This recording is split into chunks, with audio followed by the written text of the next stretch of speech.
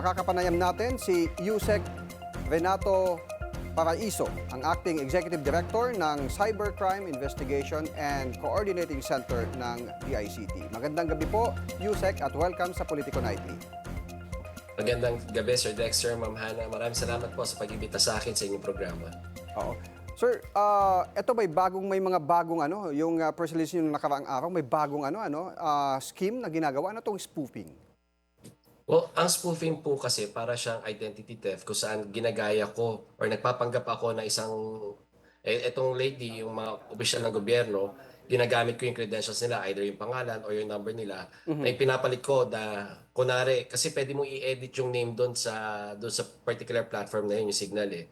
So, i-edit ko yung name, either ako, kunwari, si Dexter Ganibe, kahit hindi naman ako siya, tapos magpapanggap ako siya. Or kaya kukunin ko yung, dahil alam ko yung number mo, yung name ko, gagawin ko yung number mo para pag nakita mo, o yun, mare-recognize mo yung number, si Oo. Dexter to. Nagagamit din yan sa mga lab scam na modus? Or, Well, yes, oo. technically, you can use this for love scams, lalo na ho, pag ang nila love scam mo, kunwari, kakilala mo, sabihin, oy, kaklase mo ako before, so papalitan mo yung pangalan. Or, kunwari, artista. Or si ano to, sino ba yung mga sikat na artista ngayon? Sorry po. Ano ba, Piolo Pascual, kunyari si Piolo nagte-text sa iyo. Sir, si Hana po ito, no? Question lang po, ano-ano yung malinaw na red flags ba na dapat mapansin ng mga nakikipagkilala online para po sa mga mahilig sa social media dyan? So, ang mga red flags usually naman pag when it pertains to love scams, unang-una ho, too good to be true. Ibig sabihin, sobrang kilalang kilala ko na ng tao because AI was used to profile you. Alam nila kung ano yung mga gusto mo. Kung gusto mo mestizo, gusto mo yung medyo matangkad. So that's what they'll portray. Second po is parang nagmamadali tsaka may pressure. Sabihin nila, nanghihingi na ng pera kasi kailangan ko na pumunta sa iyo or kailangan na natin magpakasal kagad. Third is it's time bound. Parang halimbawa, if you're not going to entertain me, bahala ka. Baka hindi na ako makapunta sa iyo or baka makulong na ako dito. And lastly siguro na kailangan natin tandaan sa love scam, ang sinabi ho ng aking paboritong philosopher na si Jennifer Lopez, love don't cost a thing. Wow, love don't cause Oo. Pero sir, itong mga Yusek, yung mga na-involve dito sa mga love scam na to, mga romance scam, mga foreigner ba, mga banyaga o yung mga Pilipino na rin na nasasangkot dito? So, meron ho yan. Yung mga, usually, pag nakikita natin na organized, large-scale, tsaka syndicated scam hubs, ano yan, usually nandun yan sa ibang bansa. Kasi ini-exploit na yung jurisdictional challenges natin. Pero meron rin tayo nare-report na love scam na parang enterprising individuals lang. Na yung mga dating budol-budol at saka yung mga dugu-dugugang, ginagamit na rin ho. Pero hindi sila gumagamit ng sophisticated technology like AI. Talagang lang talaga, bulero lang talaga, Sir Dexter tsaka Ma'am Hana. Oh. Sure, gano'n na po kalaki? Itong base po dun sa naging investigation nyo, gano'n na po kalaki yung mga sangkot ng mga international syndicate na na-mention nyo? So, base ho sa ating kasi ang buong scam industry in the Southeast Asia na corridor alone, it's a $1 trillion industry. Ay, So, yung laki. buong Southeast Asian corridor na yun sa region natin, no? So, hindi nakakapagtaka na they can afford very costly, very expensive AI systems, AI technology para i-perpetrate yung scam nila. Kasi malaki rin yung balik sa kanila. Kasi 'di ba nung nakaraang eleksyon may nahuli na dito sa malapit sa COMELEC na isang Chinese national na may ginagamit na gadget para sagapin lahat ng impormasyon ng mga naka-on na cellphone ng hanggang 100 metro ba o 500 meters ang layo So, nakukuha niya. Paano po ito ma-resolve, Yusek? Sir, iba yun. Yung MC Catcher, yun yung text blaster na yung nakuha sa Oo. nahihuli natin sa COMELEC. So, ang Pero ginagawa pwede niya, ba yung nagte-text magamit blast para siya. kumuha ng impormasyon doon sa mga pwede nilang biktimahin or medyo malayo yun? So yun yung part 1. Nagte-text blast siya. No, itine-text blast niya na kunwari either may promo or nahuli ka, tapos may link. Doon sa link niya, pag clinic mo yung link, tapos nag-enter ka ng information nyo, doon nakukuha yung information nyo. Kasi kayo yung nag-volunteer kahit either dahil gusto nyo makuha yung discount, makuha nyo yung promo, or natatakot kayo na baka nga may ticket ako sa LTO, sa MMDA. So, doon, tama ko kayo. Pero yung gadget na yun, text blaster device yun, na nakakapag kasi bawal na ho sa mga telcos natin maglagay ng hyperlink doon sa mga messages natin.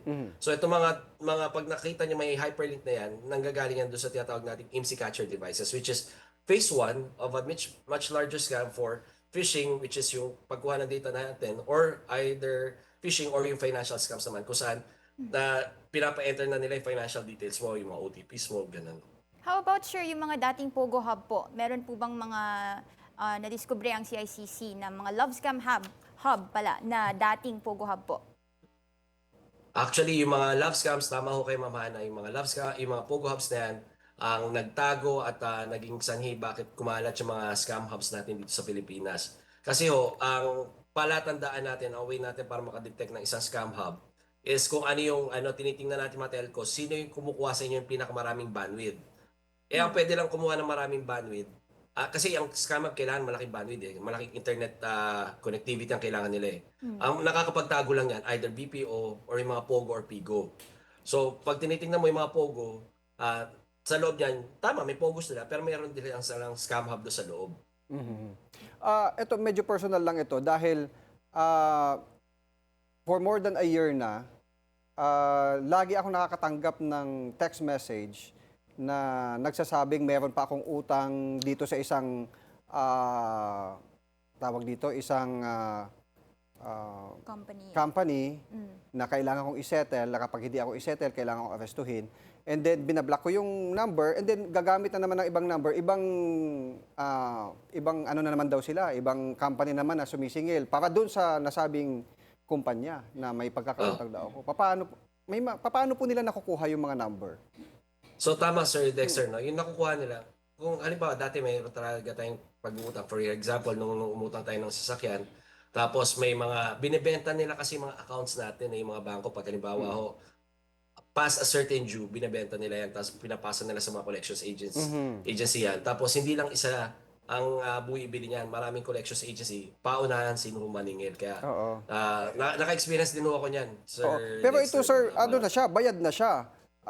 Matagal na siyang nasettle, pero hanggang ngayon, siguro magdadalawang taon na lagi pa rin may gumaganon. Sabi ko doon sa company, pinuntahan ko na mismo, sabi, wala ka namang babayaran na, settled na ito. So bakit bakit pinapasa nyo pa yung information ko doon sa mga ibang maniningil, sabi na gano'n na i-disregard na lang daw. Kanya lang, paulit-ulit na gano'n nangyayari, paiba-iba ng mga law firm daw, sila at magsasampa ng kaso. Kaya nga, Sir Dexter, yun yung problema. Pag halimbawa, after a certain due, kahit nabayaran nyo na yan, pero nauna yung pagbenta nila doon sa account mo, marami ang bumibili niyan. So, hindi naman nila ini-inform. At yan, kailangan nating kausapin ang BSP dyan. Kasi dapat to, pag nabayaran na yung utang, kailangan i-inform kasi binibenta nila yung mga credentials natin. Pag binenta na nila yan, ang bangko wala nang pananagutan. Parang ang bumili, binayaran ng bangko at a much lower price. Tapos sila kikita pag nakasingil sa iyo. Ang problema, hindi nila ini-inform yung ibang nakabili na nabayaran na yan. Sure, I understand this has been going on for a few months now, no? Scams still happen. Meron pa yung random texts that you receive from a stranger kahit hindi ka naman ganun ka public when it comes to your personal number. What are the specific steps that the CICC is taking, kumbaga, pagdating po sa mga ganito? Kasi nag-start po to sa Pogo, lumitaw, hanggat itong sinabi ni Dexter, hanggang ngayon meron pa rin daw po. Ano po ang mga hakbang nyo ngayon? So we do our interventions. Pag ganyan, no, pwede ho kayo tumawag sa 1326.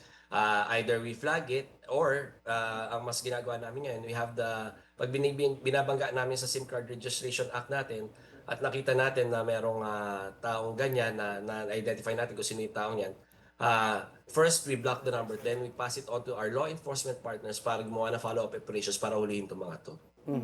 At paano naman po ma-resolve yun, Yusek, yung mga ganun yung binibenta, yung mga information na data ng personal information ng mga kliyente nila doon sa mga third party? So, una-una, dalawa yan, Sir Dexter. Yung unang binabanggit natin pagdating sa mga bangko, na binibenta yung mga accounts receivables nila, yung mga pagkakautang sa kanila, medyo legal ho yan. Ang illegal na part dyan, or parang tinitingnan ko na kailangan i-strictly enforce at saka i-regulate, yung pagbebenta sa marami. Kasi pag marami ang pinagbentahan mo, gaya nung nangyayari sa atin, Sir Dexter, kahit nabayaran na natin, hindi alam nung iba. So, nagagambala tayo ng nagagambala. Unlike sa, ano ba, other jurisdictions. Pag halimbawa, sinabi mo to sa isang tao, I don't take off my number from your list. Sa lahat ng mga pinagbentahan, tinitake off nila yan, hindi na nila. Kahit bayaran mo man o hindi, tinitake off na nila doon sa listahan nila. Kailangan we have to adopt some measures, probably legislate some laws para gayahin yung nangyayari sa US. On the second part naman, tama rin no si Ma'am Hana na yung mga nanggagaling sa mga phishing, yung mga hacking natin, pag na-hack yung mga either government agency or the private sector ng data custodians ng mga datos natin, binibenta rin yan sa dark web. Malaki ho ang bentahan yan. Mahal nun. Ayun, oo nga. Pero ano po ang mensahe nyo? Papalapit na yung Valentine. Mensahe nyo po sa ating mga kababayan na, alam mo, yung mga tinawag nga kanina ng PNP na mga marurupok emotionally. Go ahead po, Yusek. Tama naman ho ang PNP na yung mga usual na nabibiktima ho, talagang openly naghahanap, whether they go on dating sites or they expose themselves through social media, pinapaalam sa buong mundo yung status nila na naghahanap sila. You make yourselves easy targets para ma-profile ng mga AI, ng mga scammers na to. At alam na alam nila kung paano kayo i-scamin kasi nga ho, binulalas nyo na lang. So, maging madamot tayo minsan sa mga information natin, huwag tayong oversharing. And second, lahat ho ng kukontak sa atin na hindi nyo kilala, pagdudahin nyo na ho, i-verify nyo ho. At pangatlo, kung gusto nyo talagang mapilit ho kayo na baka ito na si Mr. Right, kitain nyo ho. Yan na yung mahirap na ho kasi yung pa-video call lang. Kasi dati, ina-advise namin, i-video call nyo para alam nyo kung totoo tao. But with the advancement of technology, real-time na ho yung mga deepfakes ngayon, para na lang siya filter. Ayan. Maraming salamat po sa inyong oras. Undersecretary Renato Paraiso ng DICT. Maraming salamat din po.